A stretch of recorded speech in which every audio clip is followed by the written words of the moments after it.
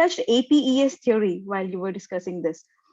Could you elaborate it a little in context of general businesses? This is a very interesting piece.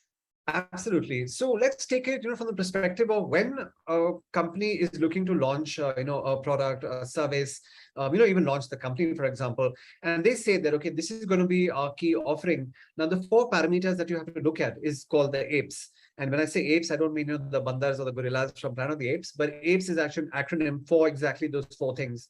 A stands for appearance, right? P stands for performance, E stands for the economics, and S stands for safety and security. Okay, when you think about it and think about anything that you have bought, or I may have bought in the last few weeks, months, or years, it would be these four parameters that will make the buying decision actually happen, or that influence the buying decision greatly. So it's always said that it's these four reasons why a buying decision is made. There is no fifth reason. So hence, think about it. When you bought a pair of shoes, what did you like? Was it the appearance, like the way they looked, or the way you made, or the way they made you look? Was it the performance, in terms of the comfort and how they felt when you actually put them on? Was it the economics? And I don't mean such stuff. I mean, in terms of value, that what was charged, okay, vis-a-vis what you got back in terms of what you derived. Was that economically, did it make sense? What happens in sales that if the price you're asking for is higher and the value you're delivering is lower, it's going to be a tough sell, because the person like pata nahi, samajh nahi aa raha, itna hona chahiye, nahi hona chahiye.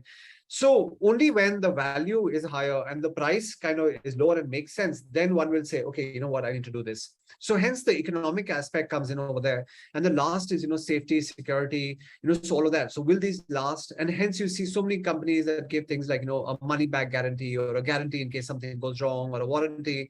So that kind of tells them that, hey, listen, we've been in the business for so many years, we're not going away. If something goes wrong, we're actually here to service you. Like I know about an air conditioning company recently, and they decided to come out with one model which met all four criteria. Now, it's not necessarily that you have to meet all four criteria, but they came out with a great looking air conditioner. So it looked awesome. So it scored really high on appearance. The performance was great. It was a 4.5 star, on the star matrix of, of air conditioners. It was 4.5 stars. So performance was great.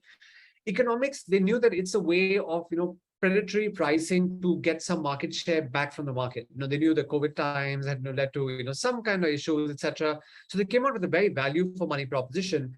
And while other companies were giving a 2-year warranty on the compressor, they actually gave a 3-year warranty on the compressor. So they actually met A, P, E, and S. They met all four. Obviously, did great. On the basis of that product, they had other products that kind of piggybacked and went into the market again. Again, I'm not saying that you have to have all four. You can just be a company that says, hey, you know what, we're all about appearance and we don't care about the other stuff. Someone can say we're a performance machine, so obviously you don't care about other stuff.